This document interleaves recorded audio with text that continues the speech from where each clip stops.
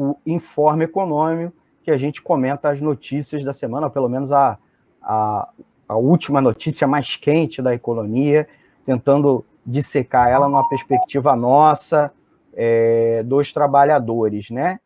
Então, eu vou começar aqui com a notícia, que é a notícia do Paulo Guedes, né? Paulo Guedes aqui é o saco de pancada desse programa, porque ele é o nosso vilão não favorito. Então, eu sempre começo falando pelo ministro da Economia e arquibanqueiro Paulo Guedes. Ele comentou hoje, uma notícia de hoje, quinta-feira, dia 3 de dezembro, do PIB do terceiro trimestre, que ficou abaixo do esperado, né? Segundo o IBGE, foi a maior variação desde o início da série em 1996. O Paulo Barella, inclusive, depois pode, na participação dele, na nossa entrevista, inclusive, nos ajudar comentando essa notícia depois, né? Então, essa notícia da variação do PIB mais baixa, a maior variação desde o início da série em 1996, foi uma variação positiva, foi a maior de muitos anos, mas ela foi insuficiente para recuperar as perdas provocadas pela Covid, né, que nós vivenciamos nos trimestres anteriores. Aí o ministro da Economia, Paulo Guedes, xará do nosso amigo aqui, Paulo Barella, disse que o crescimento da economia no terceiro trimestre ficou, sim, abaixo do esperado, mas mostra uma retomada, né? É importante a gente destacar aqui o percentual de crescimento. Foi um crescimento até significativo, 7,7% registrado, apurado no terceiro trimestre, em relação ao período anterior, o segundo trimestre, que foi uma queda considerável, né? Como nós falamos, o Paulo Guedes destaca que seria uma retomada, abaixo do esperado, mas é uma retomada. Ele quer enfatizar isso, né? A frase dele que é muito curiosa, né? Vem um pouquinho abaixo do esperado, mas o fato é que a economia está voltando em V, realmente voltando. Então ele quer enfatizar, ele quer passar essa visão otimista, tanto para evitar o desgaste do governo, como supostamente passar uma sinalização positiva para o tal mercado, né, para os investidores que compõem o mercado.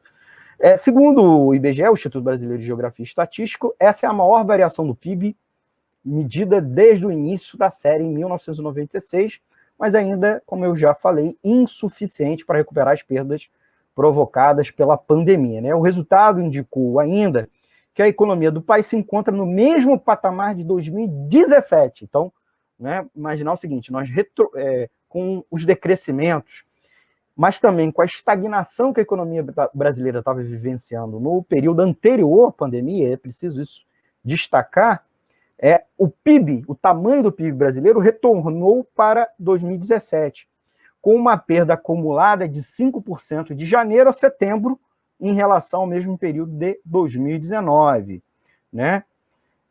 A expectativa do mercado financeiro, inclusive vários economistas-chefes de bancos de investimento, inclusive ouvidos pela grande imprensa, era que o crescimento, ao invés desse 7,7% no terceiro trimestre, fosse algo em torno de 8,8%, 1,1 ponto percentual. Então, o resultado veio abaixo das expectativas e ainda mostra uma incerteza grande em relação aos rumos da economia brasileira. O país ainda se encontra no mesmo patamar de atividade econômica, como eu já falei, de 2017.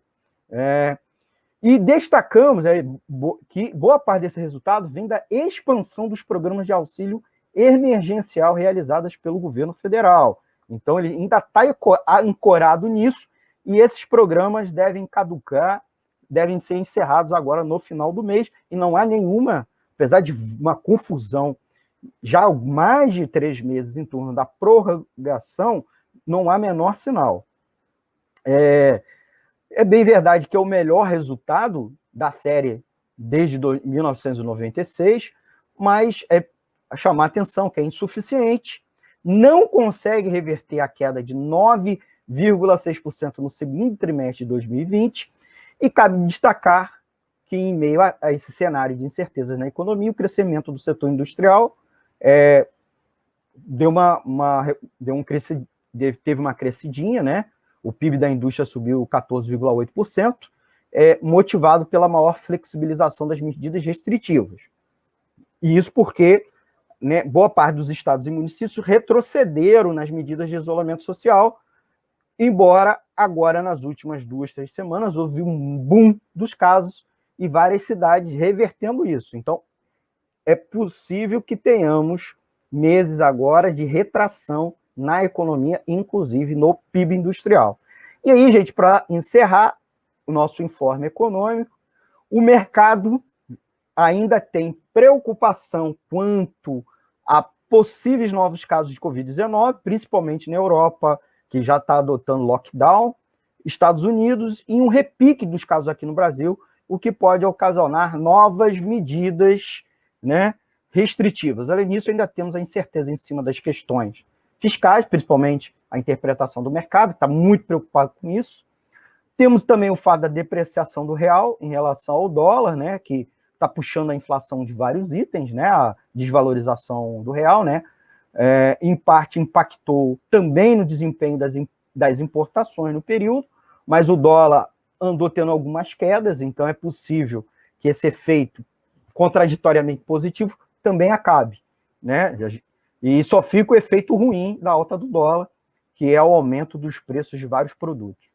E esse crescimento de 7,7% teve um estímulo muito grande do auxílio emergencial, colocando incerteza no desempenho do PIB agora no quarto trimestre, na qual o auxílio diminuiu, né, de valor e de alcance de número de famílias, e ainda temos a situação que não se sabe se essas medidas serão renovadas ou não, né?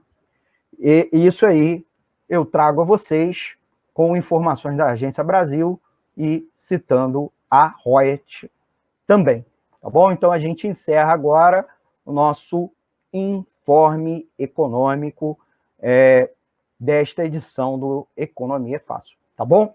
Nós vamos a um intervalo.